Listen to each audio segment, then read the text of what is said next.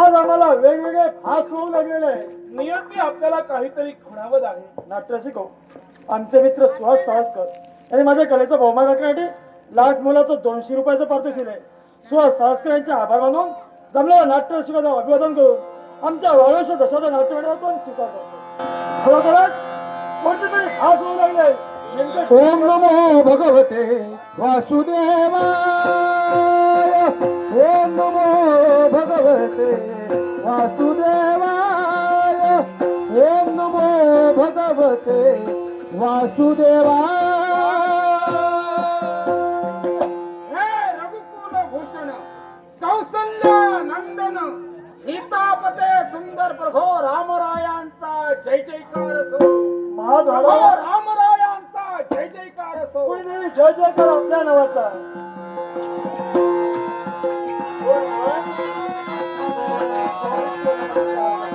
सौमित्र मंगलमय असा आशीर्वाद आहे. पण क्षमा करा, तुम्ही जर आम्हाला ओळखला, आम्ही मात्र तुम्हाला ओळखलो नाही. म्हणजे बोला आपण. मी अमित अजिंक्य अस्तिबल यांचा दूत आहे आणि प्रभू रामांना भेटण्याची जिज्ञासा. कारण प्रभू रामांसाठी एक अति महत्वाचा आणि गुप्त असा संदेश आणलेला आहे. हा संदेश केव्हा देईल असं झालेलं आहे. तुम्ही चिंता करू नका. हा. थोडा वेळ घरावर थांबा. आपण आल्याची जाणीव प्रबोधना करून देतो. चालेल चालेल. प्रभू, हा घरावर कोणते रोगी आलेले आहेत. मानताय आणि आपल्याला भेटण्याची त्यांची जिज्ञासा आहे. बोलू का? मानता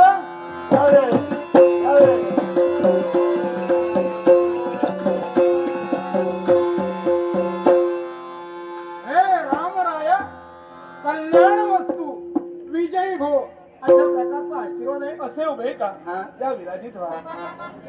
तमाम रसिक प्रेक्षक हो, माझ्या कलागुणांचा गौरव करण्यासाठी रिद्धी साळसकर या बालिकेने माझ्या कलागुणांचा गौरव केलाय. त्यांचं मी माझ्या आवळीश्वर दशावतार नाट्य मंडळातर्फे आभार आभार आभार. नरसिंह एस व्ही साळसकर यांच्याकडून बहुमोल बक्षीस आलेला आहे.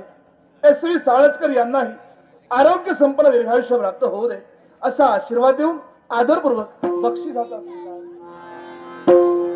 अहो रामचंद्र आणि सौमित्र आनंदी आनंद परमानंद झालेला आहे. कारण इथं आल्याच्या नंतर तुम्ही अगदी माझा आनंदानं आदरातिथ्य केलात. याबद्दल प्रथम तुम्हाला धन्यवाद देतो. आणि माझ्या दृष्टीक्षेपात आलेली गोष्ट म्हणजे तुमचं हे राम आणि लक्ष्मणाचा बंधुप्रेम. हे बंधुप्रेम पाहिल्याच्या नंतर माझ्या मनाला आनंद देतोय. आणि तुमचा हा बंधूंचा आदर्श या विश्वातील साऱ्या बंधूंनी घेऊन आपल्या जीवनात आनंदित राहण्याची कृपा करावी अशी मी साऱ्या बंधूंना विनंती करतोय. पण महंत, आपण म्हणालात एक महत्वाचा संदेश आपण घेऊन आला आहात. सांगा, असा कोणता संदेश? कोणाचा संदेश? हो रामचंद्र, हा संदेश म्हणजे अति महत्वाचा आहे आणि गुप्त असा संदेश आहे. आणि हा संदेश तुला देत असताना या ठिकाणी तू आणि मी असणं गरजेचं आहे. अन्य तिसरी व्यक्ती कुणीही असू नये. आणि यदा कदाचित हा संदेश तुला देत असताना तिसऱ्या व्यक्तीने चुकूनही हा संदेशातील सुसंवाद ऐकण्यासाठी तर त्याला तुझ्या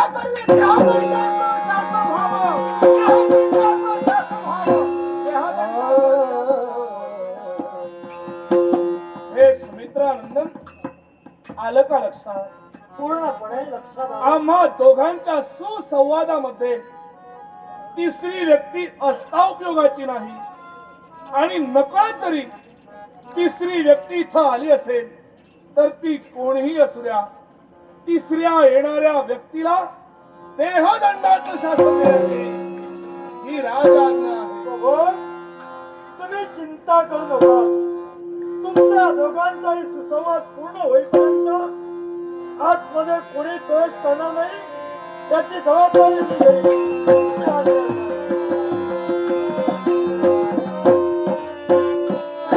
हो रामचंद्र, अगदी चांगल्या प्रकारे आपण नियोजन केलेलं आहे. पण महंत, कोणता संदेश आणि कोणाचा संदेश? हो रामचंद्र, हा संदेश म्हणजे प्रत्यक्षात विधात्यांचा संदेश आहे. आणि संदेश घेऊन आलेलो आहे हा काळ पुरुष. हे काळपुरुष, तू आल्या आल्याच आम्ही तुला ओळखलं होतं. हो ना. पण सौमित्र इथं असल्यामुळं आम्ही त्याची वाच्यता केली नाही.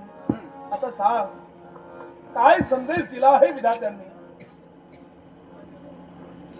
प्रभो रामचंद्र, ब्रह्मदेव या संदेशात आपल्याला म्हणते, सातव्या अवतारातील राम कार्य करत असताना चांगल्या प्रकारे या अयोध्येची सेवा केली, उत्कर्ष केला.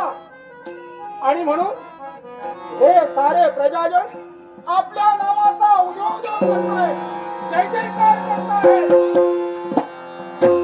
या साऱ्या प्रजेचं प्रेम आपल्यावर आहे आणि आपलं अतूट प्रेम या साऱ्या प्रजेवर आहे. पण प्रभू रामचंद्र, ब्रह्मदेव संदेशात म्हणतायत, हे सारं दिसतंय, हे मायाजाल आहे. या मायाजालाला दुरावा द्यावा. मायाजालाला दुरावा देऊन आता प्रभू, आता सातव्या अवतारातील राम कार्य संपलंय. तेव्हा विलंब झाला होता. निजधामी यावं, निजधामी यावं, हो ना. निजधामी यावं. तुम्हाला आत प्रवेश करता येणार नाही. थोडा वेळ मार्ग प्रतीक्षा करा. महत्वाच्या संदेशात प्रभू रामचंद्र व्यस्त आहेत. थांबा म्हणतोय. थोडा वेळ मार्ग प्रतीक्षा करा. हे सौमित्र, या अयोध्येच्या राजदरबारात मला प्रवेश देण्याची सुचत करत नाही. या दुर्वास महंतांचा शोधाची कल्पना तुला करत जर का प्रवेश नसेल तर या अयोध्येचे जाऊन कोणाकडे घेऊन येणार नाही. नको, थांबा. दुर्वास महंत थांबवतो.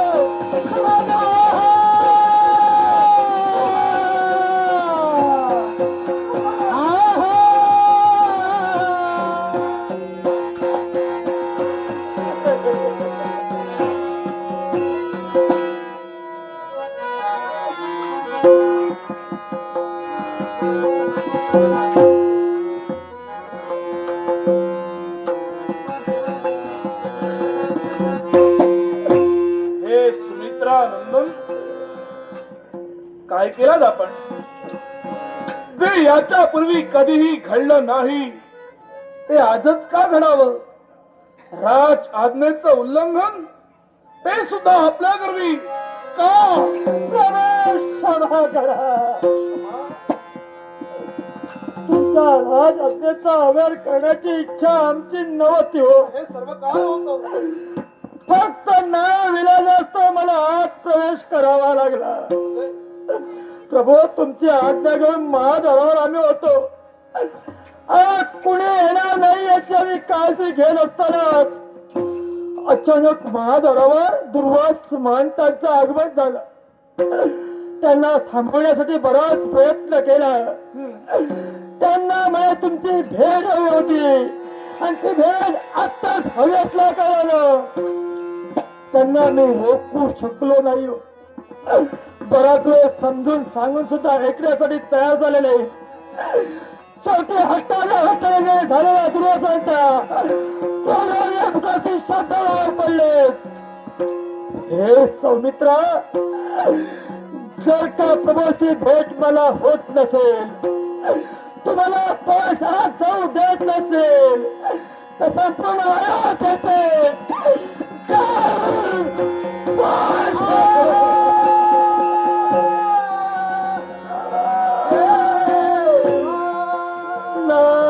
चला म्हणून ही अयोध्या वाचविण्यासाठी सौमित्र तुमच्या दोघांच्या सुसंवादात निर्माण केला. क्षमा करा प्रभो, मला क्षमा करा. हे भ्राता लक्ष्मण, धन्य आहात आपण. पूर्ण समर्पण आज पुन्हा एकदा आपण सिद्ध केला. दुर्वास महंतांचं आगमन झालं. श्रीराम भेटीची इच्छा त्यांची, आणि या क्षणी जर राम भेट घडली नसेल तर या अयोध्येचे जाळून कोळसे करी, हे शब्द त्यांच्या मुखातून बाहेर पडले. मग या अयोध्या वासियांच्या हिताचा विचार करून, या अयोध्येचा विचार करून, या अयोध्येचे जाळून कोळसे होण्यापेक्षा मी एकटा मृत्यूदंडाचं शासन स्वीकारेन असा त्यागाचा विचार आपण केला, आणि मुद्दा म्हणून अंतर्गृहात प्रवेश केला. धन्य आहात आपण. आपलं कौतुक कोणत्या शब्दात करावं हे आम्हाला सुचेनाचं झालंय. तरी सुद्धा क्षमा करा आम्हाला. नाही नाही प्रभू, क्षमा माझ्याजवळ का नसतात. हो, आपल्या कर्तव्याला सौमित्र चुकलाय. जाणून म्हणून राजआज्ञेचं उल्लंघन या सौमित्राला केलंय, आणि तुम्ही क्षमा माझ्याजवळ मागावी हो, योग्य नाहीये. कारण जाणून बुजून आपण केलात ते या अयोध्येसाठी, या अयोध्या वासियांसाठी आम्ही क्षमा का मागितली? का? आमच्या आदर्श नेतृत्वाला आम्हाला डाग लागू द्यायचा नाही. एक आदर्श राजा म्हणून हे सारेजण आमचं कौतुक करत आहे. अर्थात जी राजआज्ञा मी केली होती ती आपणास मान्य करावीच लागेल. पण एक शेवटचा पर्याय म्हणून शेवटचा पर्याय? आमचे इतर भ्राता आहे, आमचे मार्गदर्शक आहे, आमचे गुरुवर्य आहे. या सर्वांशी आम्ही चर्चा करू, आणि या चर्चेअंती जो योग्य निर्णय निघेल तो आपणास मान्य करावाच लागेल. पण प्रथमतः स्वागत दुर्वास महंतांचं.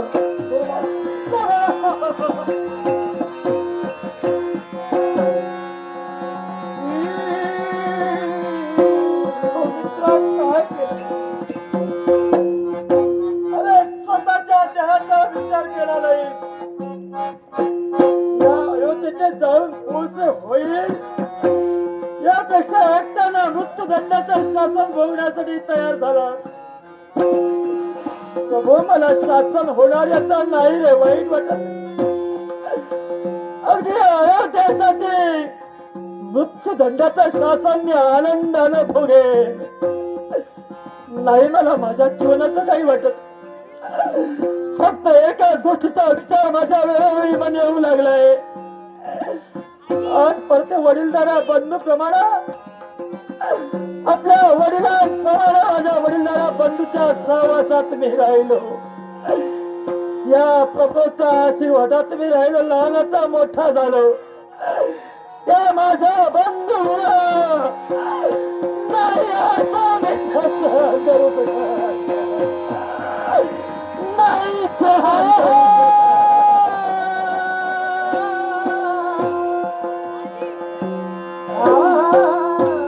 आणि शेवटचा पर्याय म्हणून प्रभू काय बोलला? ज्येष्ठ बंधूंच्या मुलाच्या आज्ञेने जर का यात काहीतरी बदल घडला असेल तर तुझा शासन याला कदाचित माफ होऊ शकतो. पण प्रभू नाही, तू माझा देश, तुझ्या अयोध्येचा राजा आहेस. अरे, तुझं तत्व काय? एक वचने, एक पत्नी, एक बाणी माझा प्रभू रामचंद्र. मग याच्या भिजाला या सौमित्रामुळे कलंक लागलाय. नाही नाही नाही, मला ते मान्य. एक वेळ तुझ्या तत्वाला कलंक लागू देणार नाही. त्याच्या मागण्यासाठी